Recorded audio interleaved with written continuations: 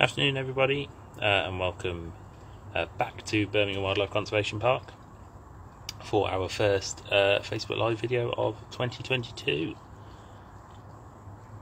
So yes, I will start with this video with an apology that we didn't have any videos over the Christmas break. Unfortunately I was off self-isolating, so yeah, I was off for a couple of weeks, so yes, apologies for that, but we are back and ready to go, so yeah, all good on that front.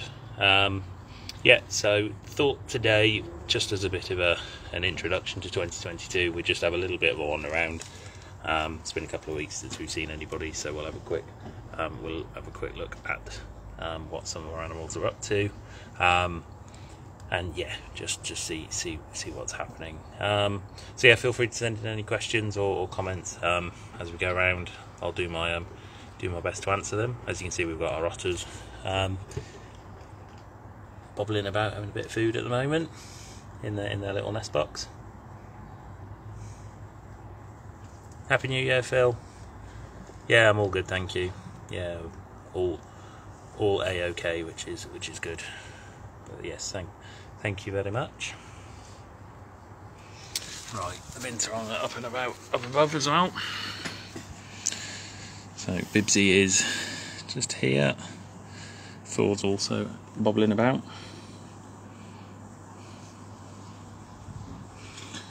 Yeah, Thor's at the back and Bibsy's just on her shelf here.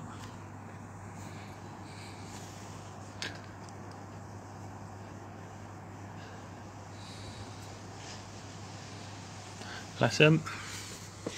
Yeah, and otter-wise, which one's which? So we've got Charlie's the one at the back, just popping in through the hole, and then Kerry's the one still stuffing her face, bless her. So yeah, obviously these guys share an indoor and outdoor space, the otters and the binturong.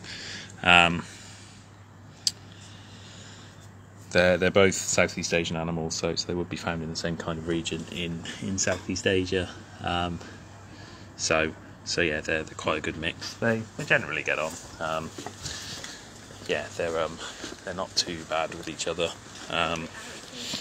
Yeah, they just sort each other out really.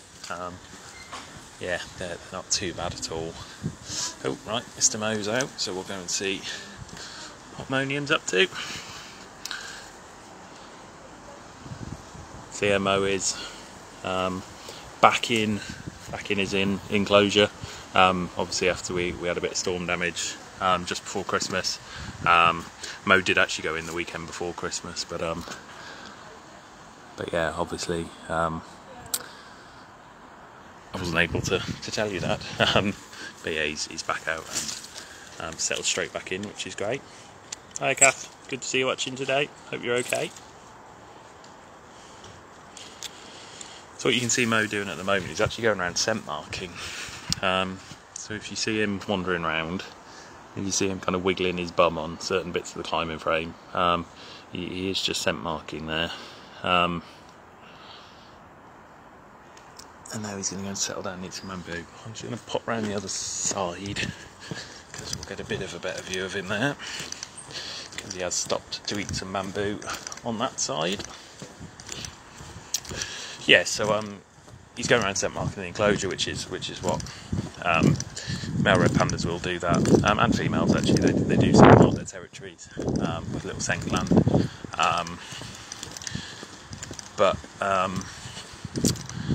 Yeah, we are getting into what is red panda breeding season over in the UK. February is kind of their breeding time. And we are hoping that our new female will be arriving, hopefully this month, but we will wait and see. Yeah, hopefully the new female will be here sometime this month. But yeah, we'll keep you updated.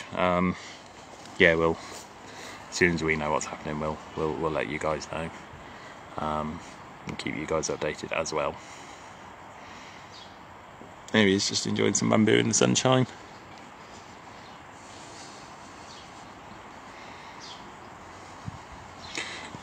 Excuse me.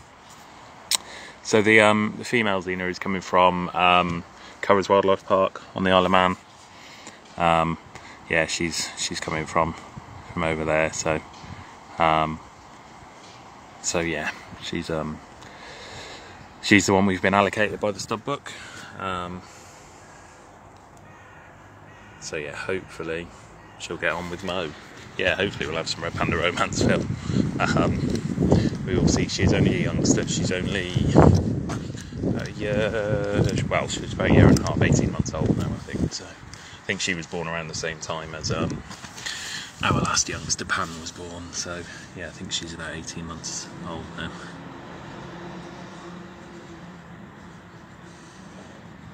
And we did just have an agouti here, but it's gone hidden off in the bamboo. So we will leave them be, and we will head over this way. Go and see what the meerkats are up to. They're always good value, bless them. Okay. Yeah, not sure what the plan is with the ones from South Lakes. I'm sure they've been allocated somewhere. Yeah, not 100% sure, I'm afraid. Yes, we will see what the meerkats are up to very quickly. Yeah, it's quite a nice day actually. We had a little bit of snow on the ground this morning, but it's now a very nice day here in Birmingham. Just got the golden-headed lion tamarins here.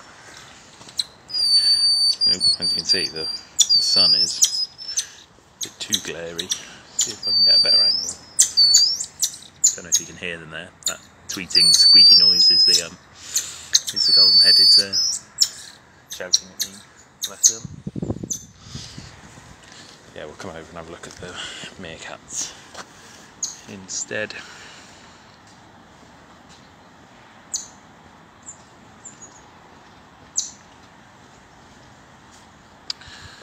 So yeah, they've just been fed, I think. See if I can get a better angle down there, because the glare from the sun is a little bit much.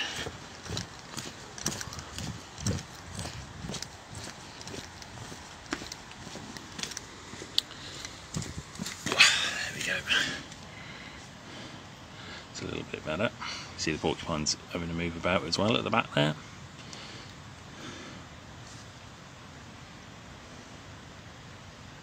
Yes, Azina, the majority of species we've got here are held as part of the European breeding programmes. So either EEPs, which are the more intense versions, or ESBs, which are not quite as intensive, but are still managed. And yeah, with those breeding programmes, we kind of, each of them's run by what's called a stud bookkeeper. Which is a voluntary role on top of their usual kind of zoo job, and yeah, those stud bookkeepers kind of work out who should be breeding with who needs to go where, who needs to you know move and things like that. So yeah, that's kind of how it works. So the red panda is a good example. Obviously we had a breeding pair. We had Mo and Amber. Unfortunately, we lost Amber just over a year ago. Before we lost Amber, they'd had their fourth cub together. Pan, he stayed with us until he was old enough to leave, and he then was transferred to Bristol Zoo to form a breeding pair with their young female. Where are you? There you are. And then we've been allocated this new female from Curragh's, and yeah, she'll hopefully be here soon, and then hopefully we'll have a new breeding pair. So yeah, that's kind of how it works. It's all very tightly kind of controlled and run as it should be for the benefits of the species. Oh yeah, definitely, Becky, you definitely got to come down. No, you definitely need to come down. No, it'd be great to see you down here. Oh, can people not hear me? I hope you can hear me. Otherwise, I'm not sure what's going on.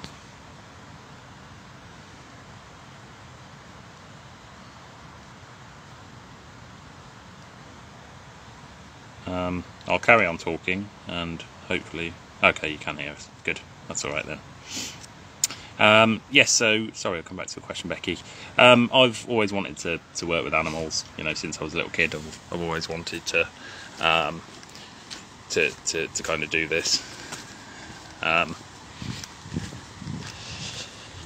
And yeah, I kind of tailored my education through to, you know, doing the GCSEs. I needed to get the A levels. I needed to get to the degree that I wanted to do. I did a zoology degree, and then managed to get an internship here out of uni. And I was quite fortunate that jobs came up while I was here. So yeah, that's 7.5 years ago now, and I'm still here. So yeah, that's pretty much my little story.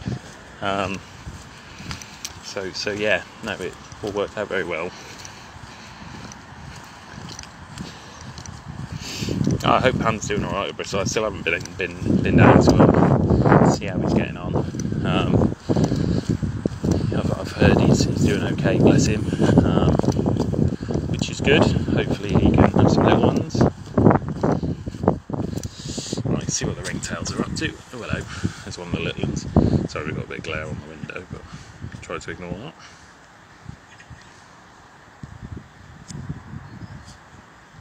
So this is one of the two youngsters that was born last year.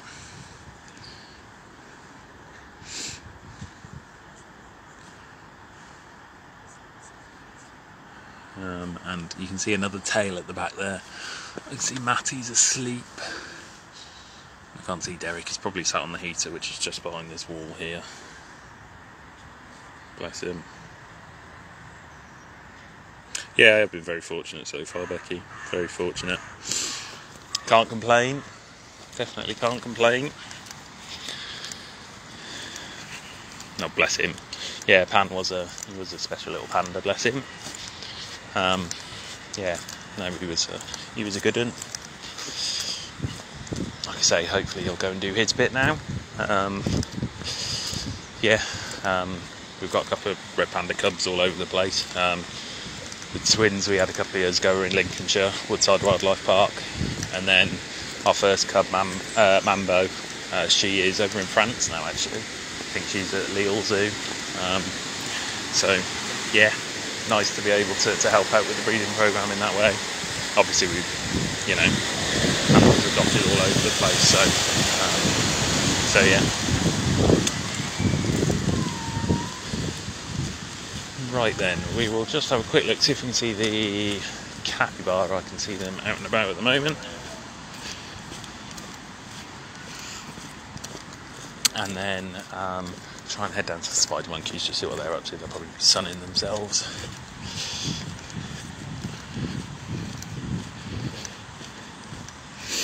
Yeah, so when you're working with animals kind of every day, you do actually kind of see all the little different differences in them. It does take a little while. Try just to get this capybara not in the glare, but we might just have to have a artsy sunlit shot. That might do. There we go. Yeah, so for example, the ring-tailed lemurs, when I started we had a group of about 7 or 8, and it did take a while to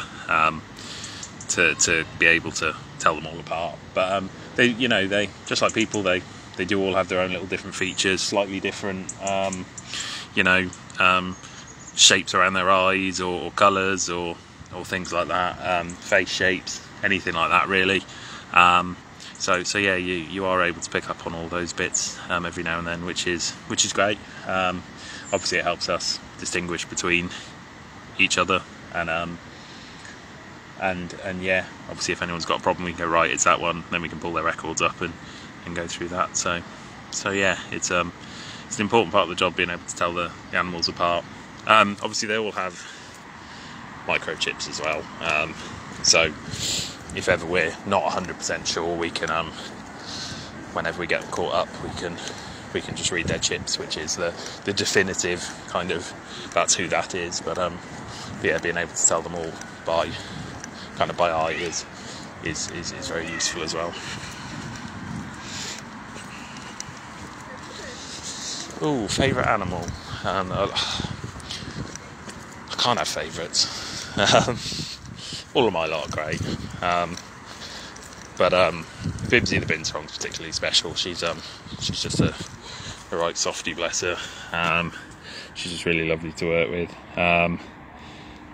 It's one of them. It's when you're kind of working with animals, you get it kind of goes through cycles. So depending on what's happening with those animals at the time, they kind of come to the forefront and things like that. So obviously when you've got, say, a poorly animal or a breeding animal, or you've got youngsters and things like that, it's that's when they kind of come to the front, and things like that. So yeah, it is a strange kind of cyclical thing, but yeah, they're all special. No, they're all special things, bless them. Yeah, so the spider monkeys are chilling out in the sunshine. You've got Rosie at the front and then Gucci at the back. Can't really see Gucci because Rosie's in the way, but there you go. Bless him. Right then, guys, we will call it a day there. We will leave everybody to it.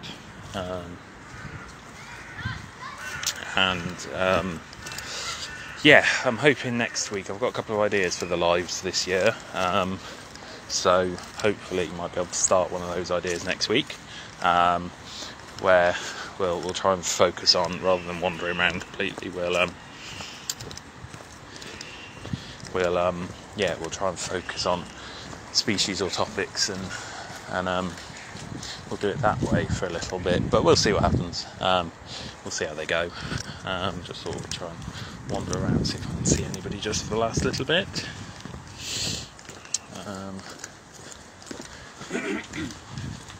Let's see if the tortoises are out actually, because it's a bit chilly, but it is sunny. Oh no, they're inside. Oh well. And the sun's in the way. Sorry, I just want to try and find someone before we wrap up. Oh no, it is Carl. It's great whenever we breed anyone. It is great to feel like you're part of the, part of the bigger effort, which is brilliant. Hopefully a Geldy's monkey might be outside. No, we'll go around to their indoors. So yes, sorry I've rambled on for this last 2 minutes. But yeah, hopefully you've enjoyed this video. Nice to see we've had some new viewers. Yeah, hopefully we'll be able to carry on as normal with these videos now. Hopefully nothing else gets in the way, as it did over Christmas. Here's the Geldies. And yes, we will be back same time next week. And yeah, look forward to seeing you then. Cheers, guys.